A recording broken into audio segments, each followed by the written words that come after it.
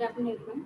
So I'm Dr. Jayashila, Assistant Professor, Department of Pharmacology. So today I'm going to take up topics about immunosuppressants in transplants. So what are the immunosuppressant drugs? So drugs are classified according to their mode of actions. So first thing is it inhibitors of lymphocyte gene expression. So that will reduce the inflammatory response, mostly glucocorticoids, and this will suppress the initiation and generation of a fresh immune response. Inhibit cytokine synthesis and release. Example interleukin 1, 2, 6, and TNF alpha by inhibiting the activation of cytotoxic T lymphocyte function and proliferation. It also decreases the neutrophils and monocytes chemotaxis and the lysosomal enzyme release. Glucocorticoid receptor complexes, it increases the AFKB expression, thereby curtailing the activation of nuclear factor KB, which increases the apoptosis of activated cells. It mainly suppresses the cellular immune response. It's got little effect on the humoral immunity. So the immunosuppressant use. So there is a high dose pulse of intravenous methylprednisolone sodium succinate or used to treat the acute transplantation injections. That is, it comes in anti-rejection regimens. Whenever you give a immunosuppressant drugs, so sometimes during giving the regimens or in the induction regimens or in case of maintenance regimens, they may develop a rejections, transplantation that is called as a anti-rejection regimens where you use a methylprednisolone that is called as a pulse therapy. Normally 0.5 to 1 gram IV daily for 3 to 5 days is being given to prevent the transplantation rejections. It also graft versus host disease in bone marrow transplantations. It also used to block first dose cytokine storm observed during the treatment with Muromonab CD3 and lesser extent with the anti-thymocyte globulins. Whenever using this drug, that may be a release of cytokines. It's called a cytokine storms. That is also being controlled by the methylprednisolone sodium succinate. What is the toxicity? So growth retardation in children, avascular necrosis of the bone, osteopenia, increased risk of infection, poor wound healing, cataracts, hyperglycemia, and hypertension. These are some toxicity. Next, inhibitors of the next classification depends upon the inhibitors of lymphocyte signaling to prevent immune cell activation and proliferation. They are called as calcineurin inhibitors. The drugs are cyclosporine, tacrolimus, and Isatex 247 sulfonylureas. So this is the two drugs we are using, cyclosporine and tacrolimus. They are all called as a calcineurin inhibitors. What is the normal mechanism? Normally, TH cell is being activated, helper cells is activated, so that causes a calcium to be complexed with binds with the calmodulin proteins. So this binding, this complex, it will stimulate the calcineurin. It's a protein. So it's called phosphatase enzyme. So this become a complex. Calcium, calmodulin, but calcineurin become a complex. So that will dephosphorylate the nuclear factor for activated T cells. That this activated T cells is being dephosphorylated. So if it is nuclear factor for activated T cells is being dephosphorylated. So this causes in turn the interleukin 2 gene transcription and in turn interleukin 2 mRNA formation for interleukin 2 synthesis. What the cyclosporine does? Cyclosporine goes and combines the cyclophilin. It is a cytosolic proteins of T helper cells. So when this is being bind, when this complex is forms, so that inhibits the proteins that is called calcineurin. So that is when this will blocks the activation of T helper cells in interleukin 2 phosphorylase. That means that here the previous picture that is term is called dephosphorylations. There is a dephosphorylation of the nuclear factor for activated T cells. Here, it will phosphorylate the cells. So what happens is the T helper cells and interleukin 2 production is being reduced. It blocks the activations. and also it increases the expression of tumor growth factor beta, which inhibits interleukin 2 mediated T cell proliferations.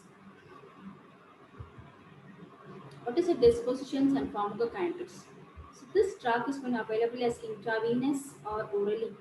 So the IV preparations is provided as a solution in an ethanol polyoxyethylated castor oil vehicle that must be further diluted in 0.9 percentage of sodium chloride solution or 5 percentage of dextrose solution before the injections.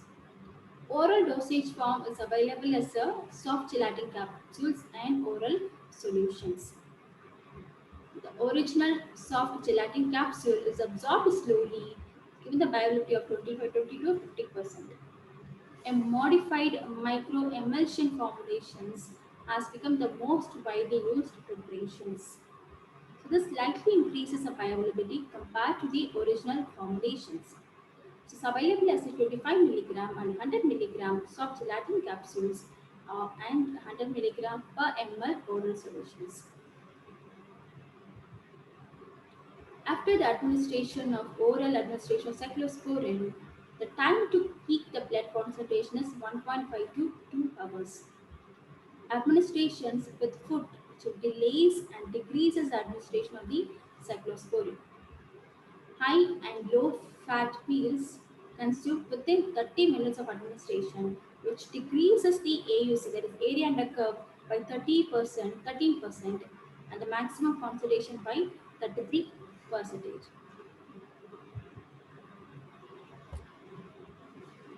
Cyclosporin is distributed extensively outside the vascular compartment. After intravenous dosing, the steady state volume of distribution reportedly is as high as 3 to 5 liters per kg in solid organ transplant recipients patients. Only 0.1 percentage of cyclosporin is excreted and changed in urine. Cyclosporin is extensively metabolized in the liver by cytochrome P3A and to a lesser degree by the GI tract and kidneys. Cephalosporin and also its metabolites are excreted primarily through the bile into the feces, with 6% is being excreted in the urine. It is also excreted in the human milk. So the main thing you have to remember is the presence of hepatic dysfunction. So the dosage adjustment is being required. Since it has been excreted by bile, because look at it, the metabolites are excreted principally through the bile into the feces. So in patients with the hepatic dysfunctions, the dosage adjustment is being required. Adjustment generally are necessary for dialysis or renal failure patients. Even though it has been excreted in urine, so the adjustment is also needed for the renal failure patients. What are the therapeutic uses? In which condition do you want to use this? To prevent the graft rejections in a solid organ transplant, example heart, kidney, liver. The initial dose generally is not given before the transplant because of the nephrotoxicity. It is not given before the transplantation.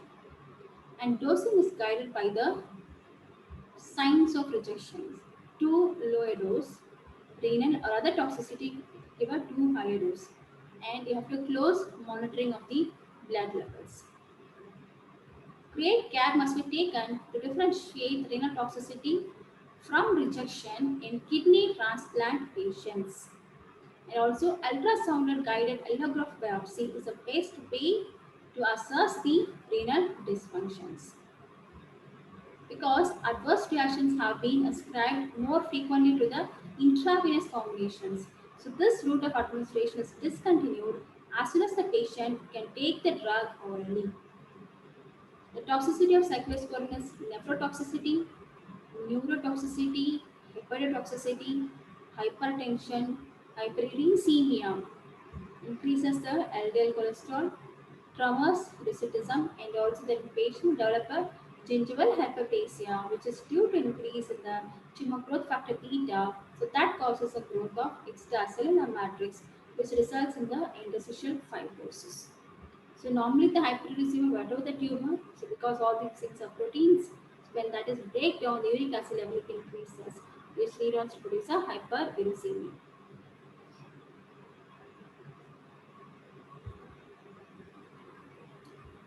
ICIT X247 is upcoming semi-synthetic analog of cyclosporine, which is undergoing phase 2 clinical trials. So more potent and less nephrotoxic to cyclosporine with less frequent glucose intolerance compared to the tacrolimus. We'll come to the drug called tacrolimus. Tacrolimus is a macrolide, it's otherwise called as FK506. It is a macrolide antibiotic produced by Streptomyces cubensis. Because of perceived slightly higher greater efficacy and ease of blood level monitoring, tacrolimus has become the preferred class carcinogen inhibitor in the most transplantation centers. So this tacrolimus binds to an intracellular protein that is called FK506 binding protein 12. That is FK binding protein 12. So this complex of tacrolimus, FKB binding protein 12, calcium, calmodulin, and calcineurin then forms, and calcineurin phosphatase activity has been inhibited. What are the dispositions? It's available as oral administration as a capsule, zero point 0.5, 1, 5 milligram, and as a solution for injection is 5 milligram per ml. Whole blood rather than plasma is the most appropriate sampling compartment to describe the tacrolimus pharmacokinetics. Target concentrations in most centers are 10 to 15 nanogram per ml in the early pre-operative period and 100 to 200 nanogram per ml 3 months after transplantations. So before the pre-operative period, the target should be in the 10 to 15 nanogram per ml, and after the 3 months of transplantation, the target should be 100 to 200 nanogram per ml. Gastrointestinal absorption is incomplete and variable, so food decrease the rate and extent of absorptions. So the plasma protein binding of tacrolimus is 75 to 99%. So that will involve primarily the albumin and the alpha 1 acidic glycoproteins. The T half is 12 hours. It is extensively metabolized in liver by cytochrome P3A4. The bulk of excretion of the parent drug and metabolites it in the feces. Less than 1% of administered tacrolimus is excreted unchanged in the urine. So therapeutic uses is this is also indicated for the prophylaxis of solid organ allograft rejections. Recommended initial doses, oral dose are zero point 0.2 milligram per kg per day for adult kidney transplant patients. In case of adult liver transplant patients, it requires 0.1 to 0.15 mg per kg per day and 0.075 milligram per kg per day for a adult heart transplant patients and 0.15 to 0.2 mg per kg per day for pediatric liver transplant patients in a two divided doses 12 hours apart. What are the toxicity? Nephrotoxicity, neurotoxicity, example tremor, headache, motor disturbances, seizures, and also the complaint, GI complaints will be the hypertension and hyperkalemia will be the potassium is raised. Tacrolimus has a negative effect on the pancreatic islet cells and glucose intolerance and diabetes mellitus are well recognized complications of tacrolimus based immunosuppression. It has got negative effect on pancreatic islets, so it may worsen the diabetes mellitus. Tacrolimus does not adversely affect the uric acid or LDL cholesterol.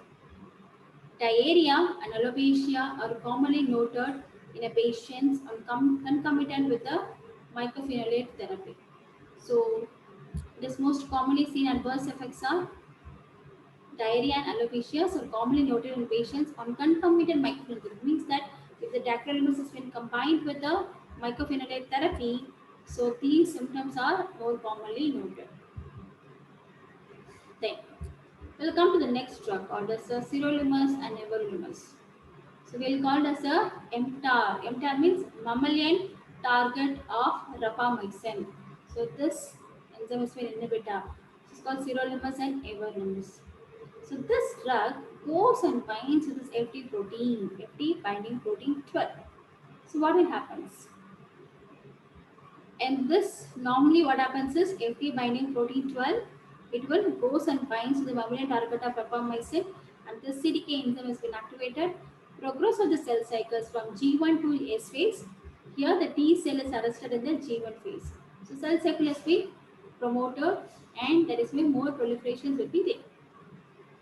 So what happens is when you give a sirolimus or everolimus, so this will go and binds the FTP protein and this will inhibit the binding of mTAR, binding mTAR proteins and further steps is being inhibited. Sirolimus and everolimus.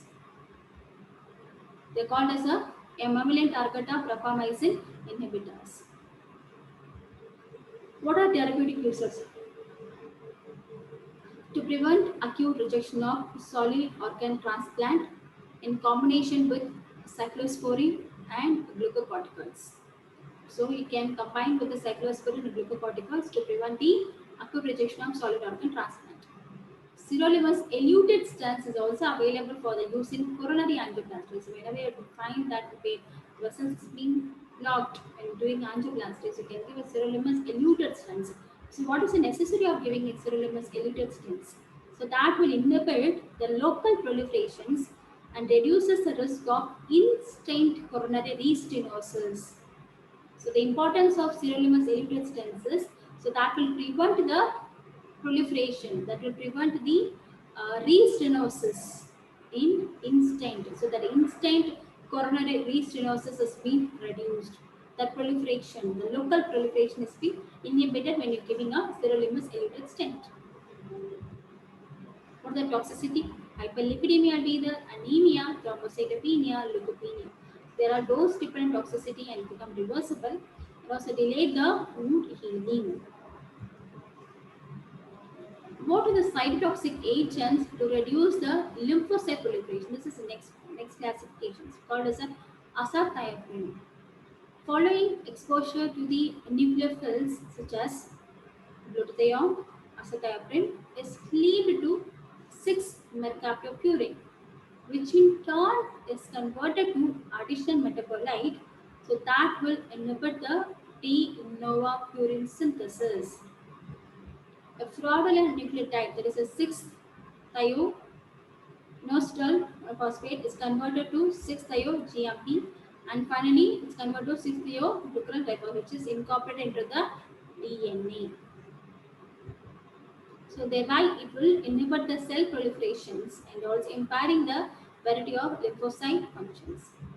Azathioprine appears to be a more potent immunosuppressive agent than the 6-mercaptopurine. What are these questions and pharmacokinetics? Azathioprine is well absorbed orally.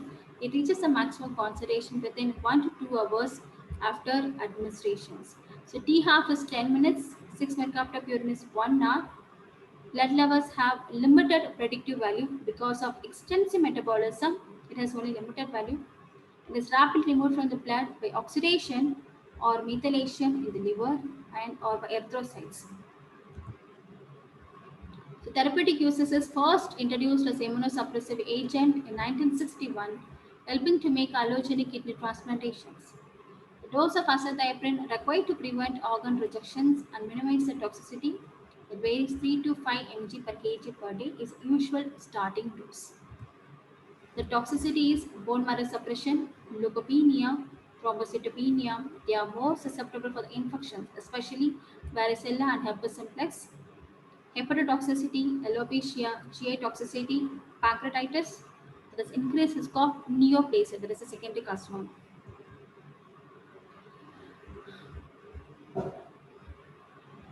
So there is one more drug is called mycophenolate mofetil (MPA) that will inhibit an enzyme is called as inosine monophosphate dehydrogenase type 2. So thereby the T and B lymphocytes will proliferated. So this also interferes the leukocyte adhesion to the endothelial cells.